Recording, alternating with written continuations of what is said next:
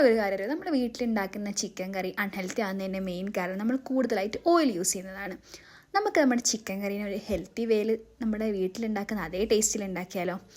ഞാനതിനായി ഇവിടെ ഒരു കുക്കർ എടുക്കുന്നുണ്ട്. അതിൽ 1 ടേബിൾ സ്പൂൺ ഒലീവ് ഓയിലാണ് ആഡ് ചെയ്യുന്നത്. ഈ 1 ടേബിൾ സ്പൂൺ ഒലീവ് ഓയിലാണ് നമ്മൾ ഈ ടോട്ടൽ ചിക്കൻ കറി കുക്ക് ചെയ്യാൻ പോകുന്നത്.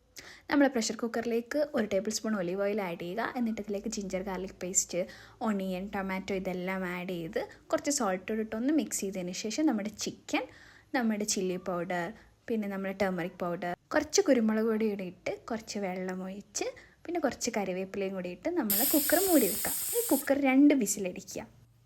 ഇനി നമുക്കിതിനെ വേറൊരു പാത്രത്തിലേക്ക് മാറ്റി ഒന്ന് വറ്റിച്ചെടുക്കാം. ഇപ്പം നിങ്ങൾക്ക് ടേസ്റ്റ് ചെയ്തിട്ട് സോൾട്ടോ എന്തെങ്കിലും കുറവുണ്ടെങ്കിൽ അത് ആഡ് ചെയ്യാം. വേണേൽ കുറച്ച് കറിവേപ്പില കൂടി ഇട്ട് ഒന്ന് വറ്റിച്ചെടുക്കാം. നമ്മളിവിടെ ഒരു 1 ടേബിൾ സ്പൂൺ ഒലീവ് ഓയിൽ ഒരു ഹെൽത്തി ചിക്കൻ കറി ഉണ്ടാക്കിയിരിക്കുകയാണ്.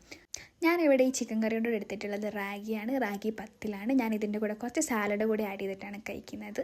ഇത് ശരിക്കും നല്ല ടേസ്റ്റാണ്. നമ്മൾ നോർമലി ഉണ്ടാക്കുന്ന ചിക്കൻ കറിയുടെ അതേ ടേസ്റ്റാണ്. സോ നമുക്കിങ്ങനെ ഒരു ഹെൽത്തി ചിക്കൻ കറി ഉണ്ടാക്കാൻ പറ്റും.